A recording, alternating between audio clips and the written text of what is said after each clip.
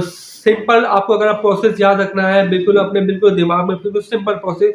तो सबसे पहले I-20 मिलता है आपको, फिर fmga.com ओपन करके I-90 इन्फॉर्मेशन फिल, उसके बाद $350 सर्विस फी पे करनी होती है, फिर आपको रिसिप्ट मिलती है।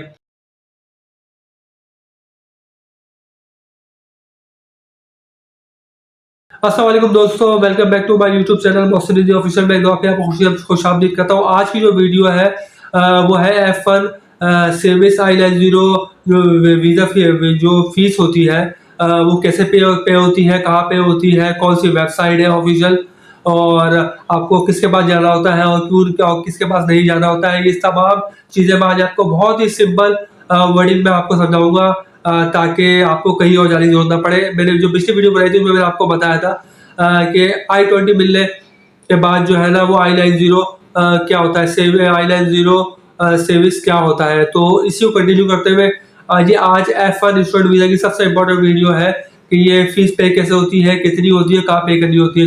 चले देर ना करते हुए मैं इसको शुरू करता हूँ। बहुत ही आसान तरीके से इसको मैं आपको समझाऊंगा ताकि आपको कहीं और जाना ना पड़े।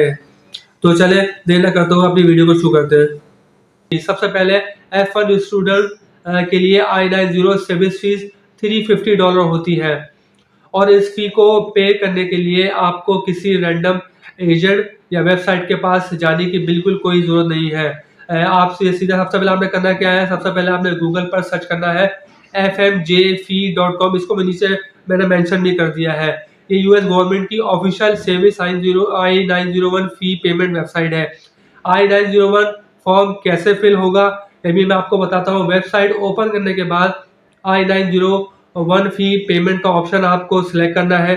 यहाँ आप अपनी I-20 से जो आपको मिलता है एडमिशन के बाद इंफॉर्मेशन इंटर करनी होती है, जैसे आपका नाम, डेट ऑफ बर्थ, स्कूल की इंफॉर्मेशन और सबसे इम्पोर्टेंट आपका सर्विस आईडी नंबर।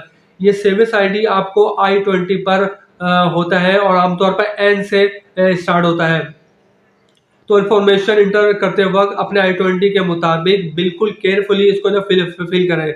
अच्छा, अब आते हैं फ़ी कैसे पे करनी होगी। यहाँ सबसे इम्पोर्टेंट बात, सर्विस फ़ी की पेमेंट ऑफिशियल जो वेबसाइट होती है, वेबसाइट के थ्रू जो है ना प्रोसेस होती है। इसलिए आप पहले fmjfee.com पर अपना I-90 पेमेंट प्रोसेस कंप्लीट करें और वेबसाइट पर अवेलेबल पेमेंट ऑप्शन को फॉलो करें। बिना ऑफिशियल वेबसाइट चेक किए किसी बैंक जाकर रैंडम पेमेंट बिल्कुल आपको करने की जरूरत नहीं है। पेमेंट ऑप्शन और जो अवेलेबिलिटी है कंट्री के हिसाब से वो डिफरेंट हो सकती है। अच्छा, अब आते हैं पेमेंट के बाद क्या करना है।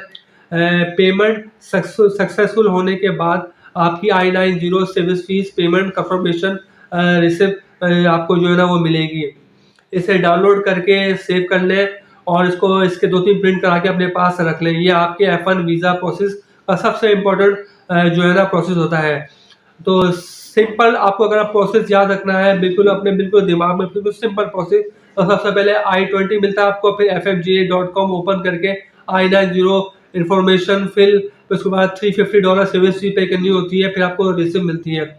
और इसके बाद आप F1 वीज़ा अगर नेक्स्ट स्टेप जो है ना उसकी तरफ बढ़ते हैं, मतलब DS-160 फॉर्म फिल करना होता है।